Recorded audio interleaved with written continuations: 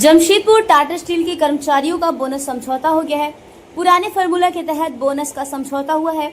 गुरुवार को हुए बोनस समझौता पर टाटा स्टील के एमडी का सीईओ टीवी नरेंद्रन और टाटा वर्कर्स यूनियन के अध्यक्ष संजीव चौधरी यूनियन के पदाधिकारी ने किया। पिछले साल बोनस के मद में 303.13 करोड़ रुपए हुआ था। इस साल तय फार्मूला के तहत बोनस के मद में 273 करोड़ ही हो रहा था, लेकिन यूनियन के आग्रह पर राशि बढ़ाई गई और कुल 303.13 करोड़ रुपए बोनस के मद में हुआ है।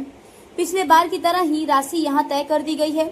समझौता के तहत अधिकतम पुराने बेस के कर्मचारी को 3,92,213 रुपए, सब ग्रेड के कर्मचारियों को अधिकतम 1,10,547 रुपए और सब ग्रेड के कर्मचारियों का न्यूनतम बोनस 39,004 रुपए है। इसका है एक फार्मूला जो है उसको हम लोग पहले से चल रहा है, उसको हम लोग एक्सटेंड कर लिया। जिस फार्मूला में हम लोग लेते हैं, फार्मूला है 1.5% नेट प्रॉफिट का, प्रोडक्टिविटी है, प्रॉफिटेबिलिटी है, LTIFR है ना। इसके बियॉन्ड अगर कभी फेटल नहीं होता तो 15 करोड़ इनाम है, लेकिन कुछ ना कुछ फेटलिटी टाटा स्टील में हो ही जाता है।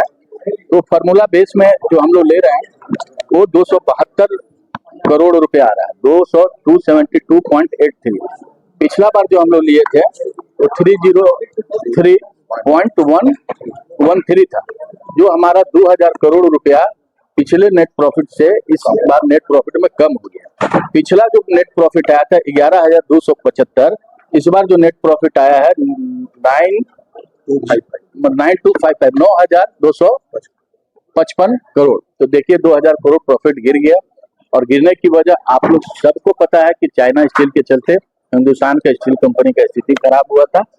अभी का क्वार्टर अच्छा हुआ है, जो अगला फाइनेंशियल ईयर में इफेक्ट करेगा।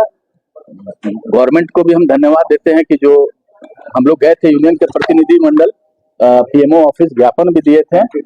एंटी डंपिंग ड्यूटी में कुछ टैक्स लगाया गया, जिसमें 12.5% शायद लगा है टैक्स, उसके चलते क्वार्टर में फायदा हुआ है। तो ये बोनस जो है बहुत कम हो रहा था, लेकिन हम लोग सतीश जी, शैलेश जी, तमाम ऑफिस बेरर, एमडी साहब और आखिरी सन्याल से रिक्वेस्ट किए, तो लोग बड़ा दिल दिखाया कि फार्मूला के बियॉन्ड एक मैसेज दिया कि फार्मूला ही नहीं है, हम थोड़ा ऊपर जा सकते हैं।